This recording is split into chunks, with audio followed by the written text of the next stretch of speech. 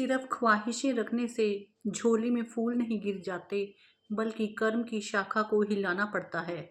सिर्फ सोचने भर से कुछ नहीं हो जाता, अपने हिस्से का दिया हमें खुद जलाना पड़ता है।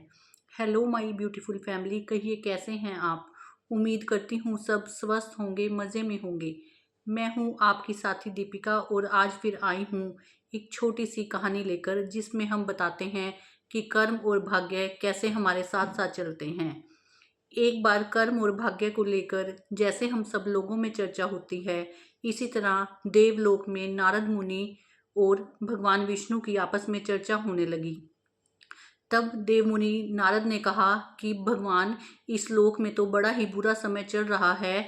नीचे पृथ्वी लोक में जो लोग अच्छा काम कर रहे हैं उनके साथ बुरा हो रहा है, और जो बुरे काम कर रहे हैं उनके साथ बड़ा अच्छा हो रहा है। तो भगवान विष्णु ने कहा, नहीं, ऐसा नहीं है। सब लोगों को अपने कर्मों का फल भुगतना पड़ता है, चाहे देर सवेर, लेकिन अच्छे कर्म वालों के साथ अच्छा होता है और बुरे कर्म करने वालों के साथ हमेशा बुरा होता है। तो नारद मुनि ने कहा, नहीं प्रभु, ऐसा नहीं है।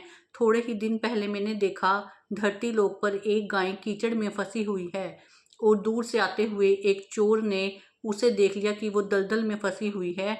उसने उसे निकालने की कोशिश भी नहीं की, बल्कि दलदल में उसके ऊपर पैर रखकर आगे भाग गया। और आगे चलकर जब वह गया तो उसे सोने से भरी हुई अशर्फियों की एक गठरी भी मिल गई। तो प्रभु, है ना ये बड़ा ही अचरज की बात कि उसने बुरे कर्म किए। एक तो वो चोर था, ऊपर से उसने गाय की मदद भी नहीं की, और उसके बाद भी उसे वो सोने से भरी हुई अशर्फियों की गठरी मिल गई। और थोड़ी देर के बाद एक साधु बाबा, सज्जन पुरुष वहां से गुजरा, तो उसने देखा कि गाय माता दलदल में फंसी हुई है। उसने उसे निकालने का भरसक प्रयास किया, और अंत में वह अपने प्रयास में सफल रहा और उस गाय को बाहर निकाल लिया। लेकिन थोड़ी से ही आगे चलकर वो सज्जन पुरुष एक गड्ढे में गिर गया, जिससे उसे थोड़ी बहुत चोट आई। तो उसने कहा, नारद मुनि ने कहा भगवान विष्णु को, देखिए प्रभु, ये है अच्छे कर्म का फल। जिसने बुरे कर्म किए उसके साथ अच्छा हुआ, और जिसने गलत काम किया उसके साथ अच्छा हुआ। और बुरा काम करने वाले के साथ हमेशा इस पृथ्वी लोक पर ऐसा ही होता है। इसलिए लोग अच्छे काम करने से कतराने लगते हैं। तो भगवान विष्णु ने कहा, नहीं, ऐसा नहीं है। वास्तव में जो वो चोर था, उसकी किस्मत में बहुत बड़ा खजाना लिखा था, लेकिन उसने उस टाइम एकदम से बुरा कर्म कर दिया। एक तो उस गाय की मदद नहीं की, और दूसरा उस पर पैर रखकर आगे निकल लिया।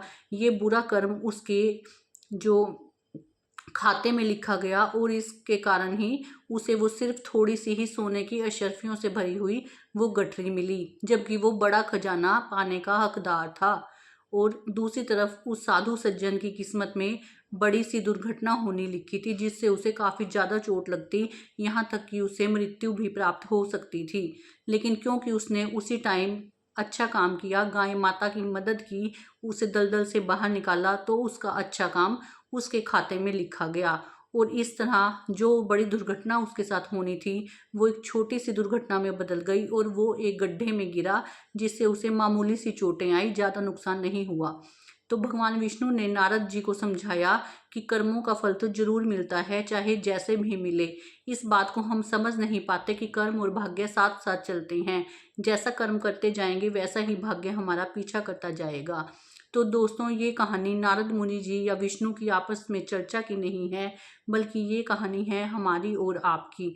अक्सर हम लोगों के साथ जब कुछ बुरा होता है तो हम भगवान को कोसने लगते हैं, लेकिन हम यह नहीं सोचते कि हो सकता है कि शायद हमारी किस्मत में कुछ बुरा लिखा होगा, इससे ज़्यादा बुरा लिखा होगा, लेकिन हमारे कोई अच्छा कर्म हमारे आगे आया होगा, जिससे हमारा ज़्यादा नुकसान नहीं हुआ और हम थोड़े में ही टल गए। इसी तरह जब हमारे साथ कम अच्छा होता है तो हम यह नहीं सोचते कि शायद हमारी किस्मत में इससे ज़्यादा अच्छा होना लिखा था, अच्छा फ़ायदा लिखा था, लेकिन हमने ज़रूर कोई ना कोई छोटा या बुरा कर्म किया है जो हमारे आड़े आ गया।